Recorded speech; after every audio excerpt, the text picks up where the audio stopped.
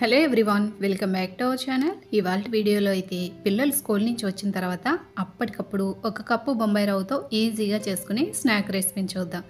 హెల్దీగా ప్రిపేర్ చేసుకునే ఈ స్నాక్ రెసిపీని పిల్లలు అయితే చాలా బాగా ఎంజాయ్ చేస్తారండి. రెసిపీని చూసే ముందు మీరు ఫస్ట్ టైం కనుక మన ఛానల్ చూస్తున్నట్టయితే మన ఛానల్ సబ్స్క్రైబ్ చేసుకొని పక్కనే ఉన్న బెల్ ఐకాన్ని క్లిక్ చేయండి. ఇప్పుడు లేట్ చేయకుండా రెసిపీని అయితే చూద్దాం.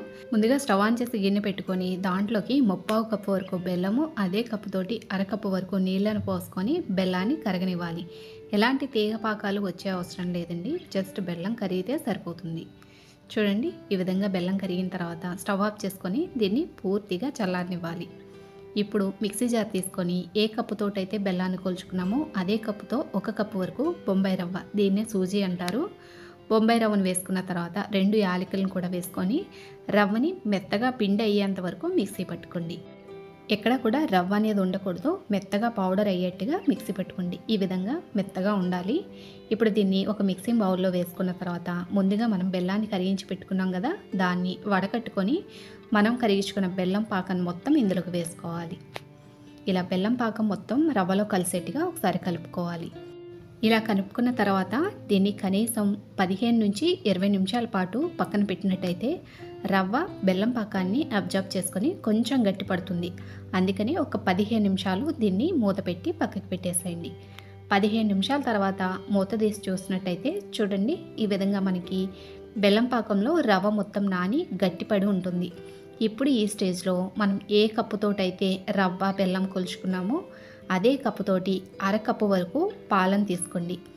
పాలు పోసి చేయడం వల్ల మనం చేసుకునే స్వీట్ పల్యానం చాలా బాగుంటుంది. లేదు పాలు లేవు అనుకుంటే మామూలు వాటర్ తోటైనా కూడా కలుపుకోవచ్చు. ఒకవేళ పాలు పోసేటైతే అరకప్పు పాలు పచ్చిపాలైనా వేసుకోవచ్చు, లేకపోతే కాచి చల్లార్చిన పాలైనా కూడా వేసుకోవచ్చు.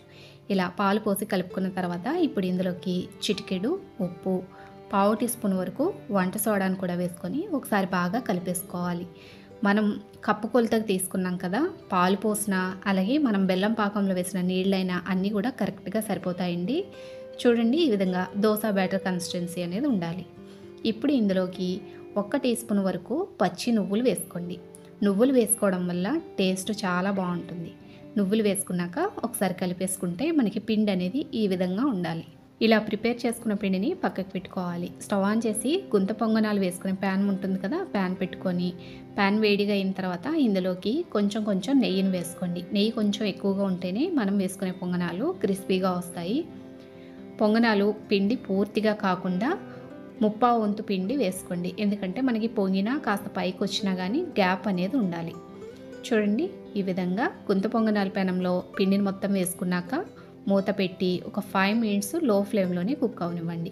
5 మినిట్స్ తర్వాత మూత తీసి చూస్తే చూడండి, ఈ విధంగా ఒకవైపు చక్కగా ఎర్రగా కాలుంటాయి.